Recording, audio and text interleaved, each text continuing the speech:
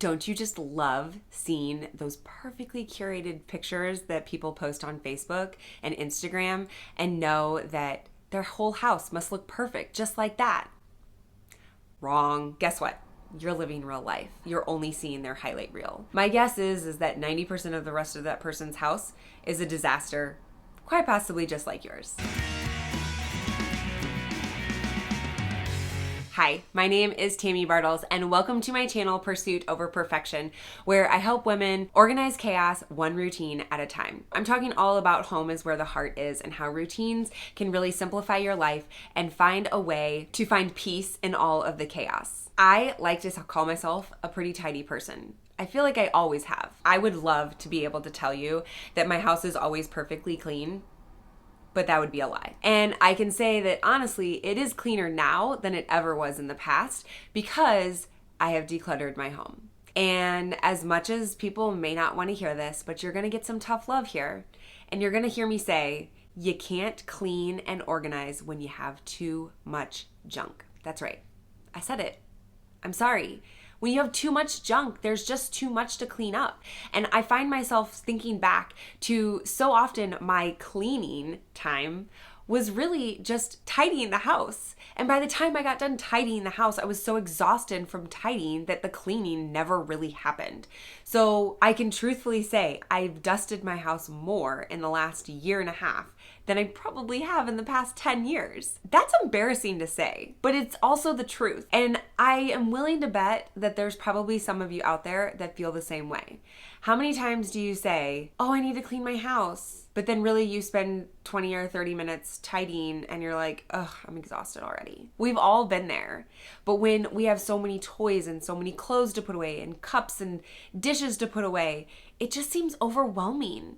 So when you get rid of things that are in excess and get rid of the things that aren't necessary for day-to-day living, then it really simplifies and makes it so that cleaning time can actually be cleaning rather than just tidying. Think about a hotel room. When you walk into a hotel, or so many people stay at Airbnbs and VRBOs now, when you walk into those places, they're much more streamlined. You only have the essentials. You always feel this sense of peace walking in because you know that there's not things cluttering all of the spaces up. When it comes to vacationing, so often people are like, oh, I don't want to go back home. I love coming back home. We've made it a peaceful environment and something that has been less chaotic and less stressful, and we know that we have just the things that we need for life. And we still have more that we could get rid of.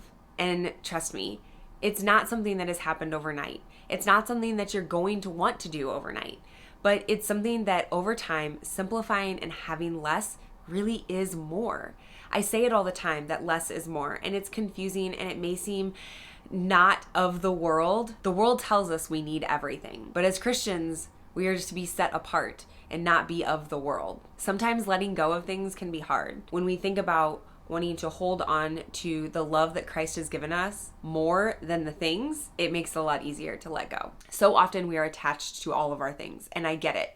We live in a world today that says that we need this and we need that and we need everything so that it can solve all of these problems, but so often it's just that we're trying to keep up with the Joneses. You got to get more things so that you can be like them, but then you can't be like them because you can't keep your house clean. And it's just this vicious cycle. Stop trying to impress others and maybe focus on Him above. Colossians 3 says, set your mind on things above, not on earthly things. We're never going to find fulfillment in the things in our home, and we're never going to find fulfillment in the things of other people. We're only going to find fulfillment in Him. And so when we think of things like that, then we don't need as much stuff. We can survive off of less cups and not having 18 coffee mugs in your cabinet.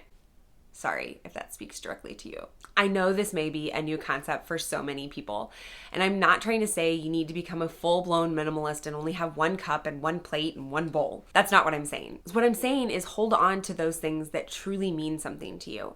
Don't hold on to those things that were a free cup that you got from a store. Donate those things. Give those things to people that have less than you and that could see that as a blessing. I'm hoping that this has gotten you thinking just a little bit about some of the things that maybe you could go get rid of. Not that you have to get rid of them, but maybe to simplify your home, to simplify putting away the dishes, to simplify putting away clothes in your closet so they're not so jam-packed. Everything has a cost. It's just something to keep in mind that while you're managing all of that, you're also taking away time that you could just be enjoying life and having fun. And I hope that this has been found useful, that you'll like and subscribe to my channel for more tips and tricks on how to simplify your life one routine at a time. I appreciate you being here, and I hope you have a blessed day.